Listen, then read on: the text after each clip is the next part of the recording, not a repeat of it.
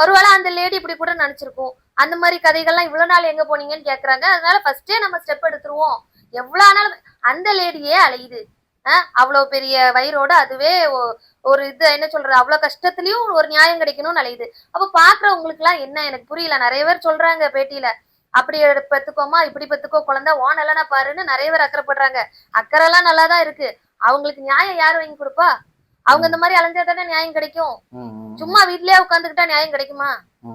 So அதனால ஒவ்வொரு இதுலயும் மகளிர் ஆணையத்துல அடுத்து இப்போ என்ன சைல்ட் வெல்ஃபேர் அதுக்கும் ஏதோ கம்ப்ளைண்ட் பண்ணிருக்காங்க, குழந்தைகள் நல இதுக்கும் பண்ணிருக்காங்க அப்படின்னு தகவல் வருது. இல்ல மேடம், இப்போ இப்போ இந்த 6.5 லட்சம் ரூபாய் கேட்டிருக்காங்க.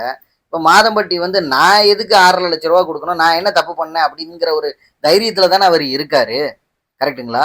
தைரியத்துல, அதாவது கேஸ் விசாரணைக்கு வரலையே சார். அவங்க பெட்டிஷன் ஃபைல் பண்ணிருக்காங்க, விசாரணைக்கு கூப்பிடும் போதுதான் அவர் என்ன ஏதுன்னு சொல்ல முடியும். தைரியம்னா அவர் மேல தப்புன்னு அவருக்கு தெரிஞ்சு போச்சு. இதுல வேற வழி கிடையாது. ஒண்ணு காலில் விழணும், காம்ப்ரமைஸ் ஆகணும், இல்லைன்னா ஸ்ருதிய டிவோர்ஸ் பண்ணிட்டு இவங்களை கல்யாணம் பண்ணிக்கணும். ரெண்டுல ஏதாவது ஒரு ஆப்ஷன் தான் இருக்கு. அதுல ஸ்ருதியா டிவோர்ஸ் பண்ற மாதிரி எல்லாம் தெரியல அவரு. ஏன்னா அவர் ஃபேமிலியா பக்காவா இருக்காரு.